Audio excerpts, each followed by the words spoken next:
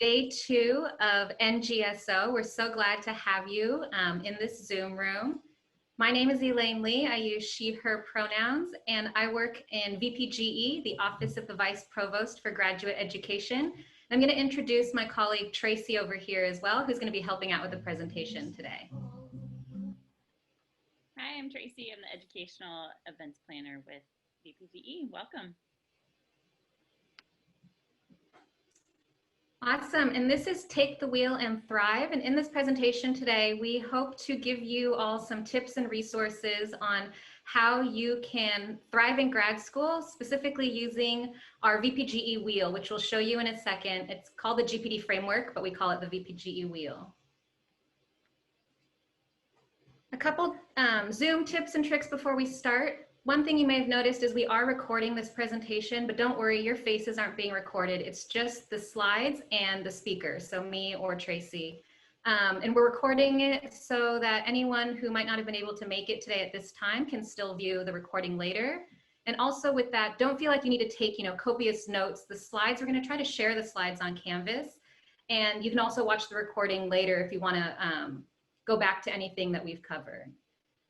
If you're new to using Zoom, welcome. You'll probably use a lot of Zoom this quarter and the next year. So you should see on the bottom of your Zoom panel this black bar that looks similar to the one on the screen. Your icons might be different, but they should have some of the same icons. So what we do ask is if you can keep your microphone muted. It just helps with not having any of the feedback from all like background noise or anything else. But feel free to unmute if you need to ask a question or if you're in a small group discussion. And you can turn your video on if you can or want to, but it's not required by any means. If you do turn your video on, feel free to put on a virtual background. And once again, we will kind of break up into small groups for a little bit. So if you can at that point, turn your video on, that would be great, just so you can meet other students. As well, if you have any questions at any time during this presentation, please feel free to use the raise hand button. It's in your participants panel, or you can type them in chat and we can answer them that way. So at any time, just go ahead and ask a question or raise your hand. And if you don't feel comfortable or you want to ask it anonymously, you can directly message Tracy only. If you go to your chat, you can kind of see the option to message everyone or message Tracy only, and she can ask it on your behalf. So with that, we're going to get started. Our presentation, we've kind of broken it up into 3 parts today. So the first part is diving into grad school, and this is kind of what are the tips and resources you might need to know right now as you're settling into graduate life at Stanford and life as a grad student. And then we're going to shift into navigating grad school. So, as you become a more seasoned grad student, what are some things you might need to know then, or what are some resources that could help you really make the most of grad school? And then we also want to cover thriving in grad school. Whether you're doing this now or we hope throughout your whole graduate journey, what are some resources and support resources that are available to you from Stanford that you can access at no cost to help you thrive and take care of yourself in grad school. We do want to start by getting to know you a little. So if you can in the chat, just type in where's home for you. I can start off. I'm currently in Menlo Park, California, which is right next to Palo Alto and Stanford. But I consider San Diego, California home. So I'd love to see where else everyone's coming from. Oh, wow. Brazil, Belgium, Shanghai. I can't even read them this quickly. Dubai, Baltimore, Irvine. Welcome, welcome. Romania, Japan, Colorado, currently Palo Alto.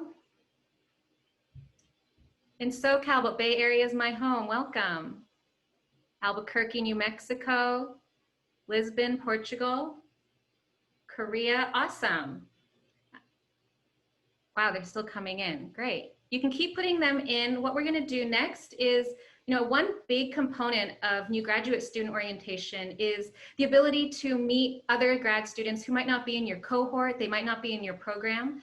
So what we're going to do now is we're going to break you up into small groups of about 3. And we want to give you an opportunity to just have a general chat and meet some other grad students. So we'll probably put you in groups of 3 for about 6 minutes. So, I mean, maybe 2 minutes per person. If you could just introduce yourself, you know, your name, maybe your program, share where home is for you, and then share something that made you laugh this past week. Okay, welcome back. Hopefully you got to meet a few new students there, make friends that you didn't have before. As we go into diving into grad school, one thing you may have noticed about Stanford is that there are a lot of acronyms.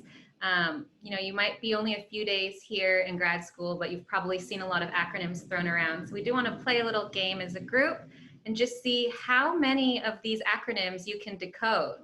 So once again, you know, just put the answers in the chat. If you have a wild guess, put that in as well. You know, you might not recognize many of these now. You'll probably recognize more in the next week and even more in the following week. I will give you a clue.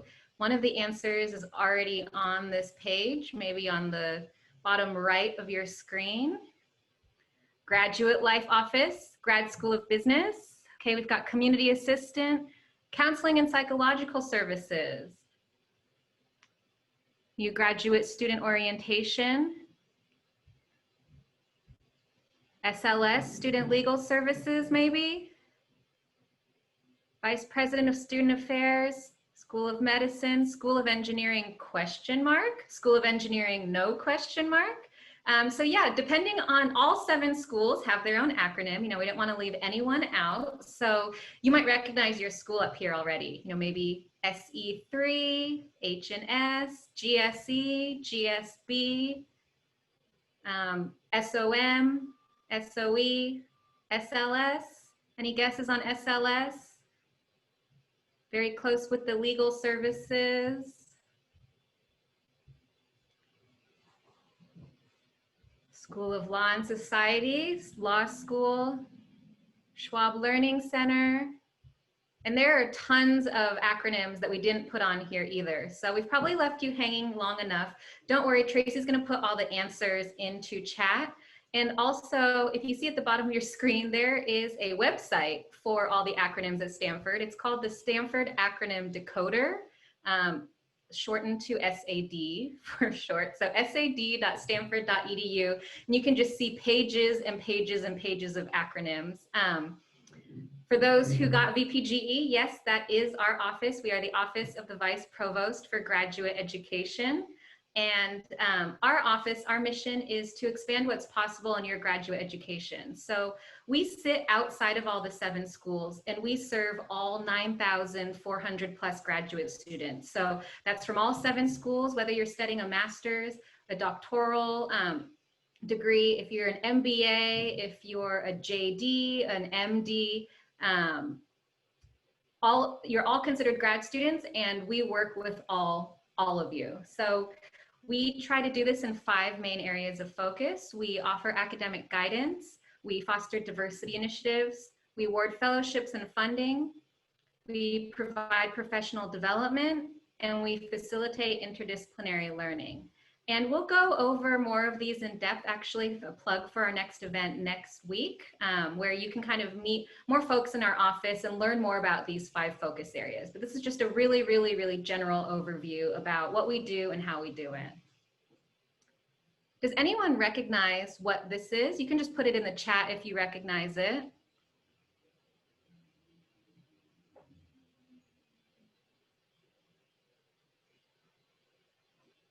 London Tube map, yep.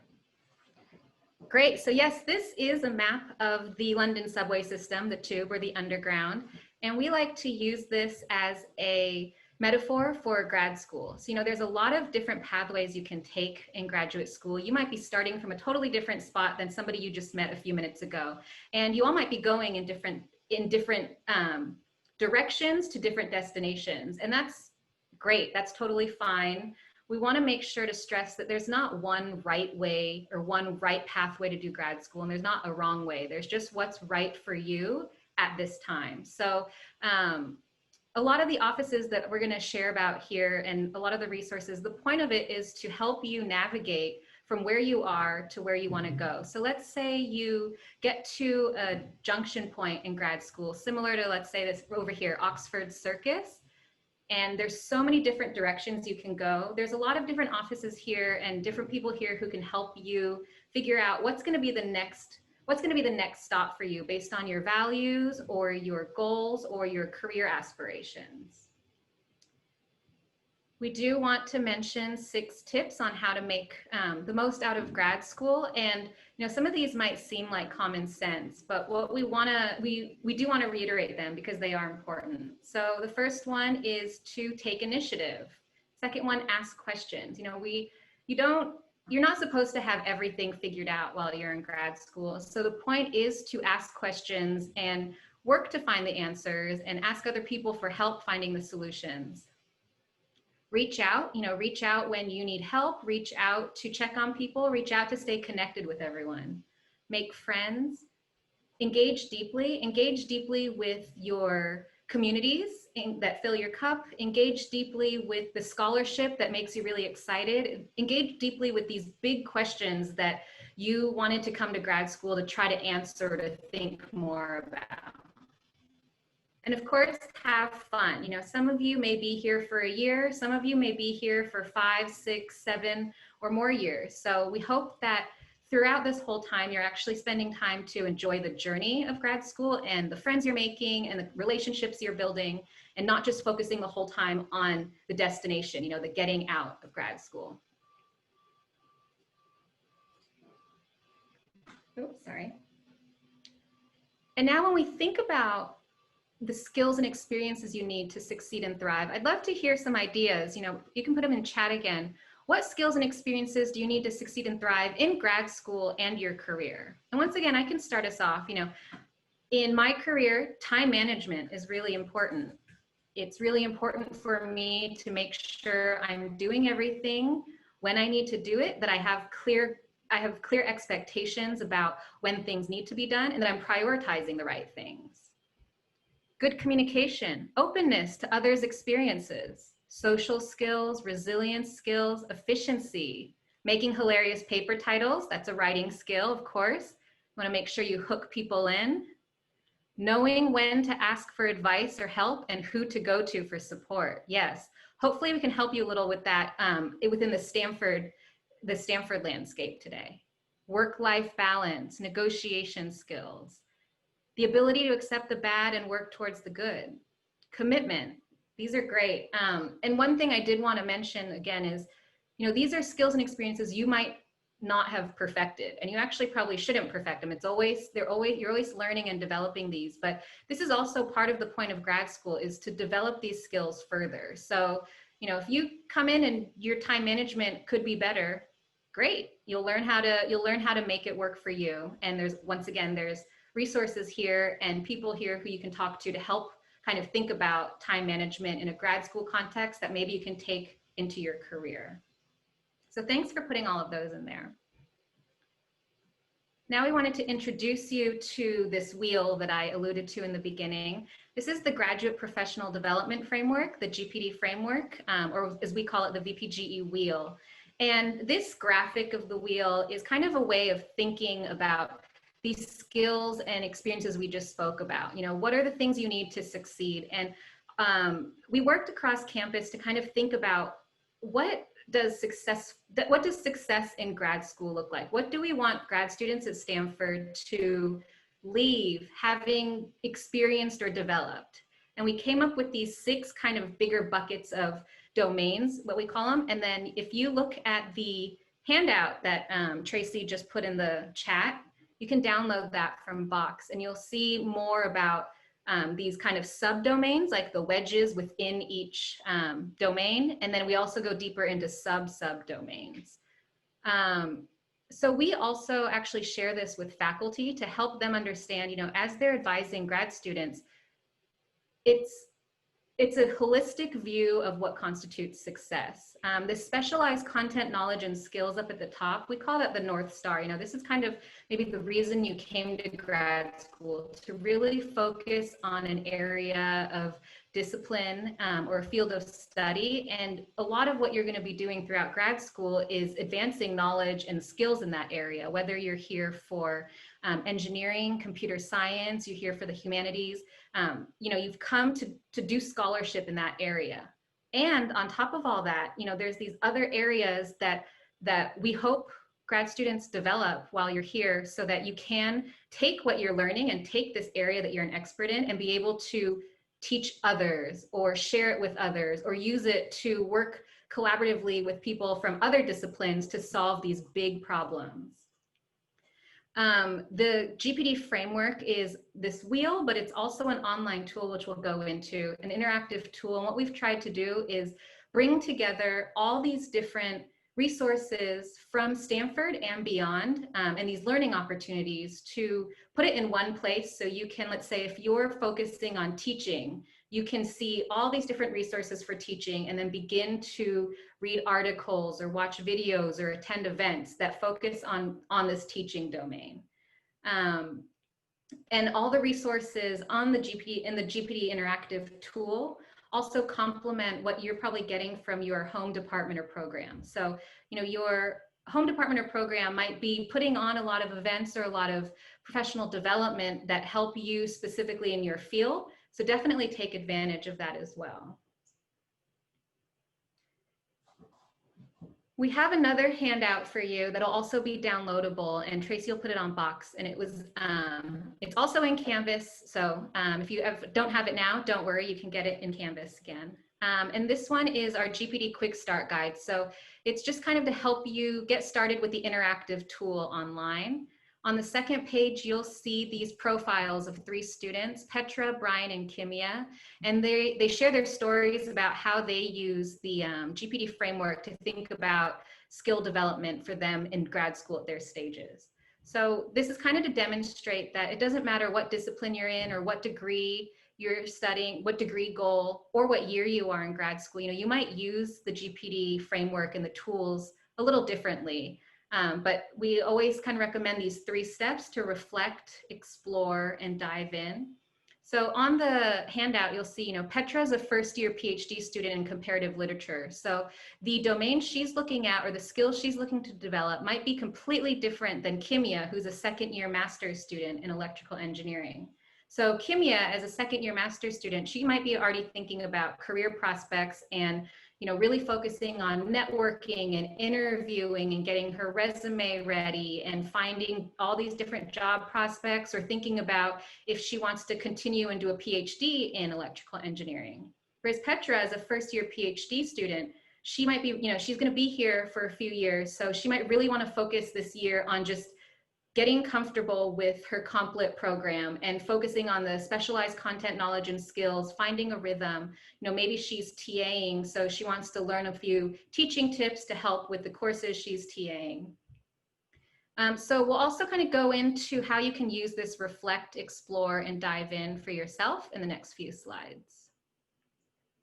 So the first part, this is the reflect bit. What we want you to think about is, like I mentioned, your number 1 priority is probably always going to be the specialized content knowledge and skills, because once again, this is what you came to grad school to do, and this is, the bulk of your coursework. But think about this next year for you, and what's your number 2 priority? And once again, this might change next year, or it might change next quarter, but at the moment, what do you feel like your number 2 priority is? And the way we're going to do this is, if Tracy's just put the instructions in chat, but we're going to use Zoom's annotate feature. So if you go up to the top of your screen and you see view options, click on view options, and there's an annotate icon. Click on annotate and then click on the stamp, and you can choose any stamp. There's like a heart, a star, a check, an X, and just put a little stamp next to your number 2 domain, or your number 2 priority. If you're tuning in from a mobile device, maybe a phone or a tablet, you might not have the annotate feature, but you should have a pen. So click the pen, and then you can use a highlighter and just make a little X or a mark once again at your number 2 priority. Okay, so we have, let's see, we've got communication, we've got a lot on personal development, career development, leadership and management, some teaching. Great. Give you all a few minutes to put some more stamps in.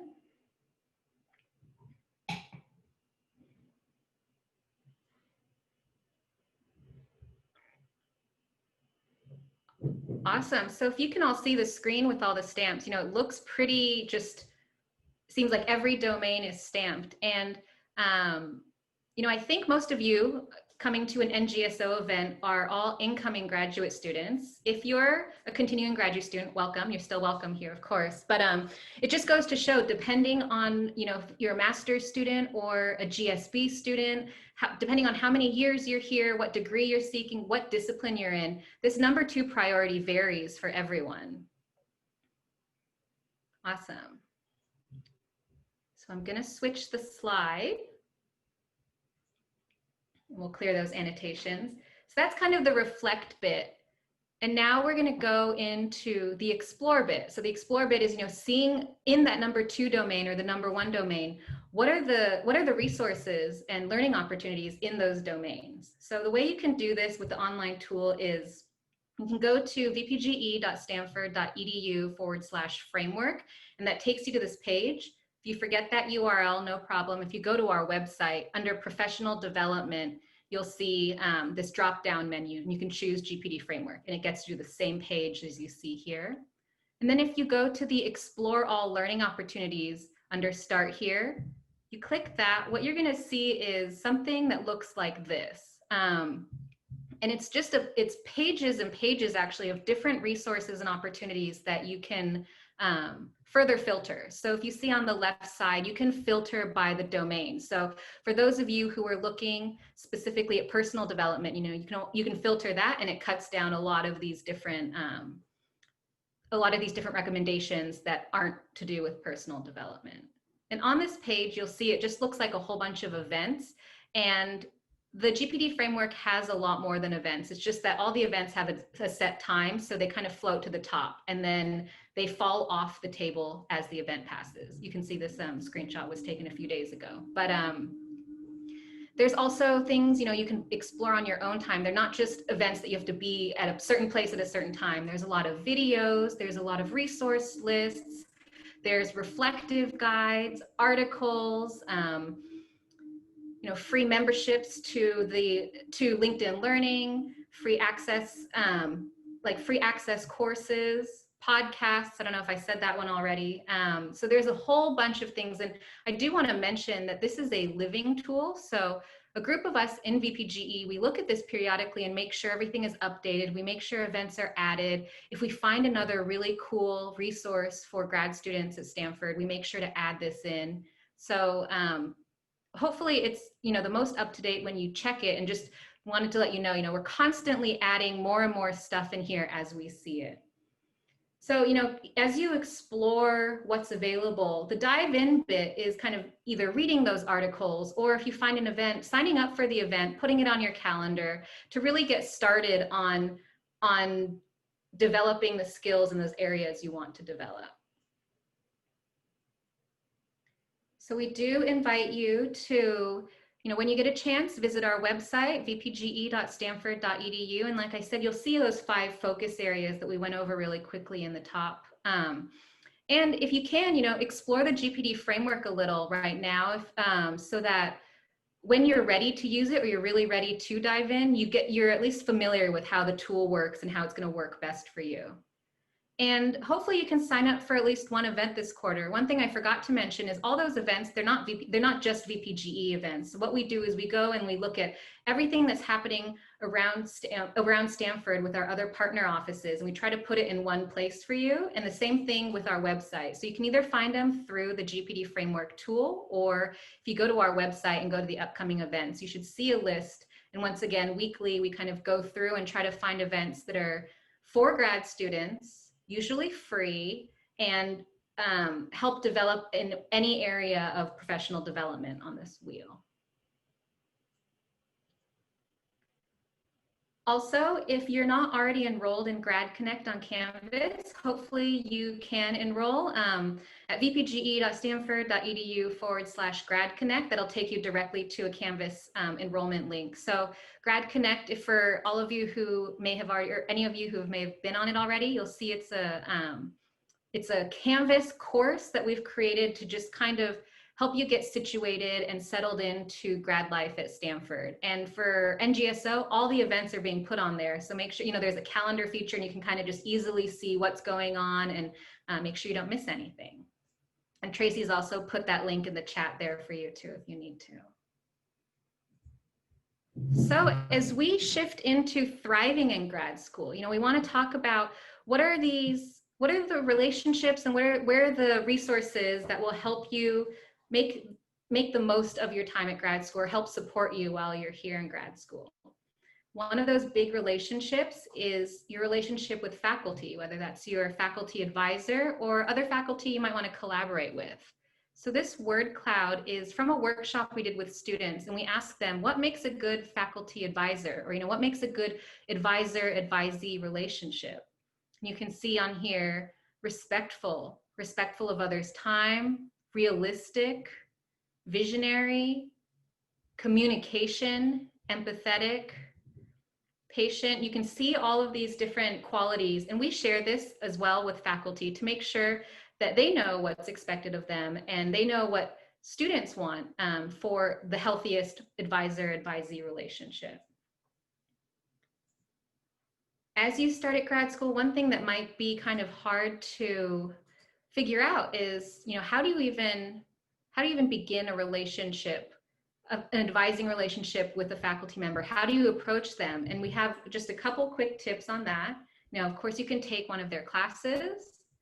You can read their website and publications. See if what they're studying or their field or the work they're doing is something that you want to be doing or that you're excited to do.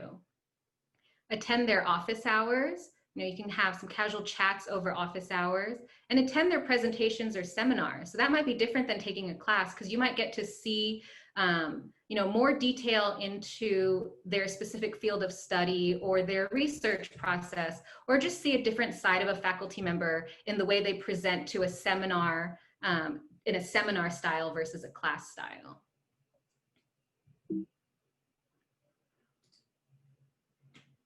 Oops, sorry.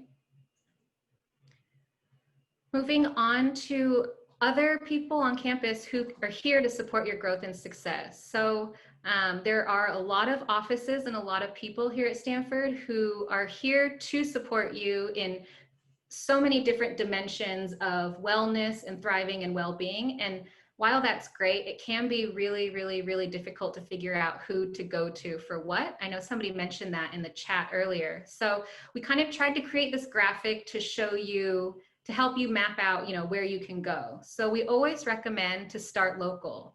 Talk to your faculty advisor or your student services officer or the director of graduate studies in your department or program. They are people you might be interacting with more. They might know more about your specific program and your needs or be able to relate to that. So they can always kind of refer you to other offices or other people who might be able to help. If you need some general help, you can always talk to your community associates, your CAs, your department chair, your dissertation committee faculty members, or your school's dean's office staff and faculty.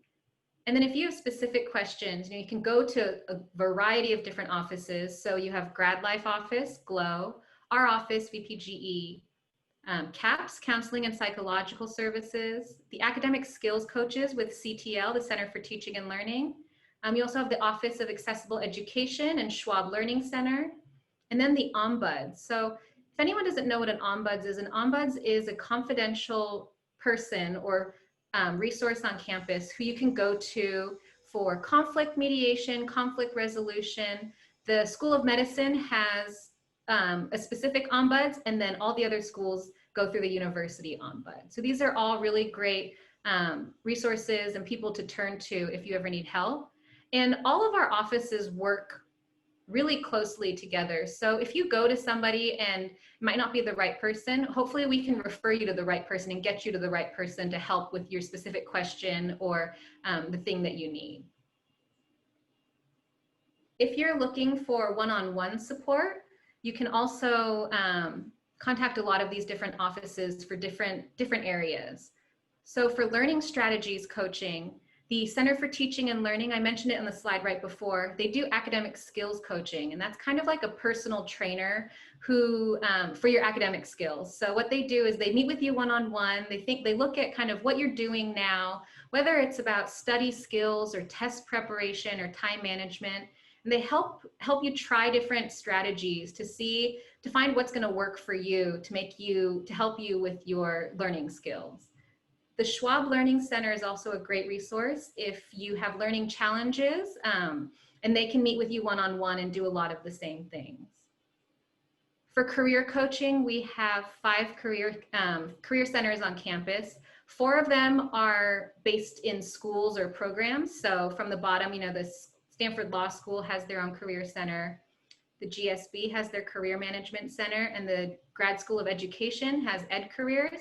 And these 3 focus, specifically on the needs of students in those schools.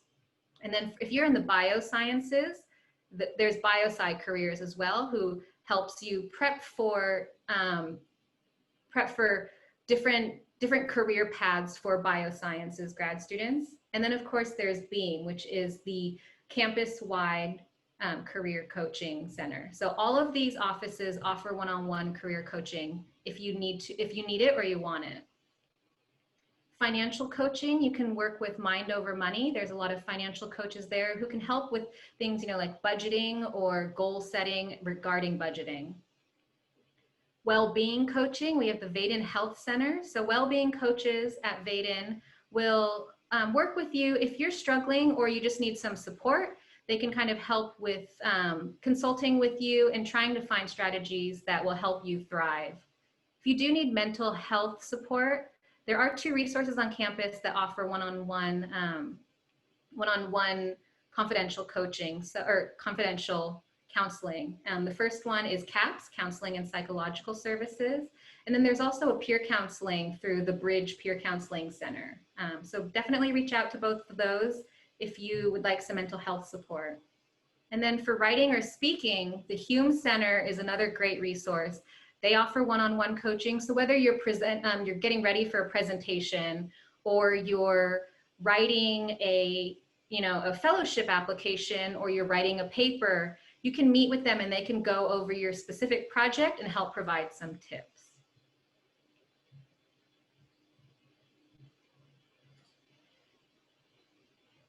So that's pretty much it for us.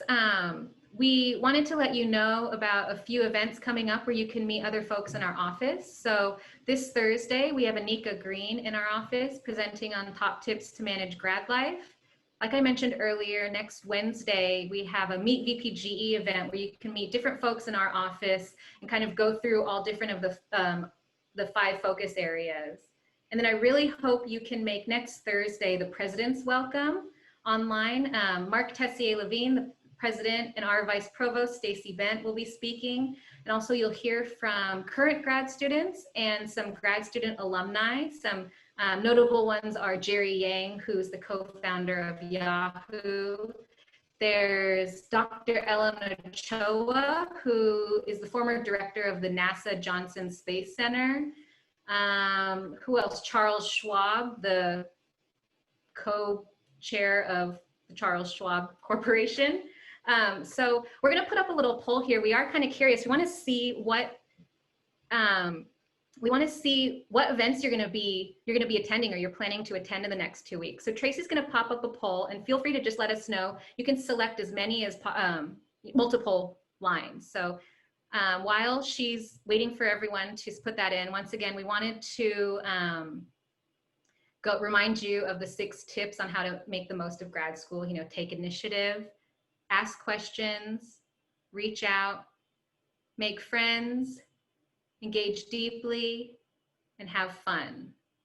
And also, while you're putting in your events in the poll, please feel free to ask us questions. Once again, you can raise your hand in the participants panel, or you can type them in chat. And there's a few of us in here that I'm sure would be happy to answer any questions you might have.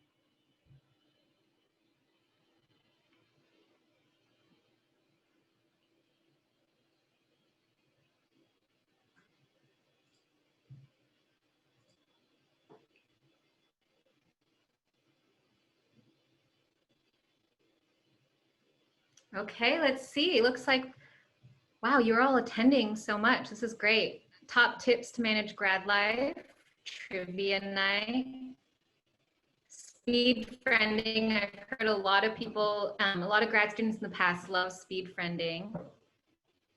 Grad 101, or many of you can. Virtual escape room. We did one as a staff earlier this year.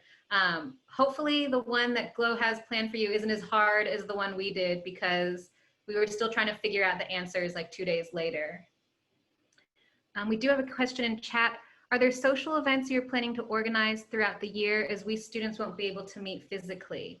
I think a lot of offices are trying to think about ways to connect students virtually, socially, since we're not able to meet physically. And, you know, we do try to, for VPGE events, you know, ours are really based on the graduate professional development framework, professional development based, but we do try to make them a little interactive so that you do have a chance to talk to students, whether that's in a small group like the breakout rooms earlier, or just get to know some familiar faces. So.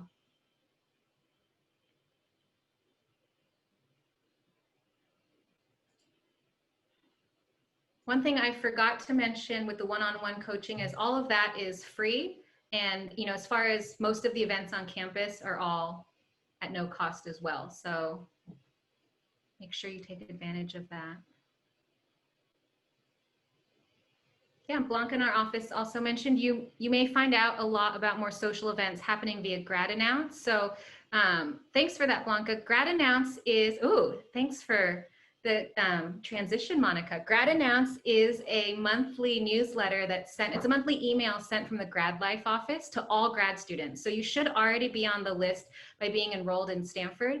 The first one for the year goes out on Friday. So it's the first Friday of every month. And the Grad Life office puts it together, and it's, you know, there's a lot of social events by the Graduate Student Programming Board, by the Grad Life office. Our office has a little section in there with all of our upcoming events. And so it's a really good, it's kind of a digest that you can, you know, if you don't read it on Friday, you can at least just bookmark it and refer back to it. And that comes the first Friday of every month. And then our office sends a newsletter as well that you should all get automatically as being a grad student at Stanford. And that comes out around the 15th of every month. And we try to showcase, you know, once again, different events that you can attend, and also different offices or different resources that are available on campus in that next month. So we hope that, you know, if you just keep an eye on it every month, you're not having to like sign up for something in January right now. It's just for the next month.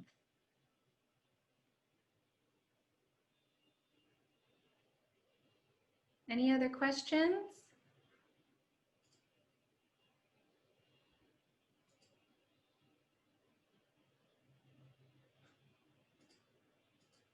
I did see earlier requests to share the playlist. So I'll see what I could do about sharing the playlist, or at least the songs on there. And yes, this recording will be posted somewhere. So we're going to try to put it in Grad Connect right by the event within the NGSO module. And I'm also going to see if I can just put a PDF of the slides so you can see the slides as well. That way you don't have to watch a whole video to find what you need.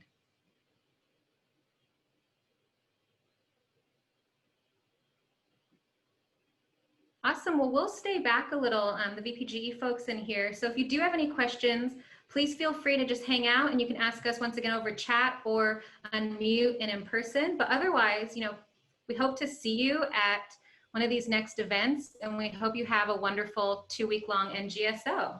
Thank you.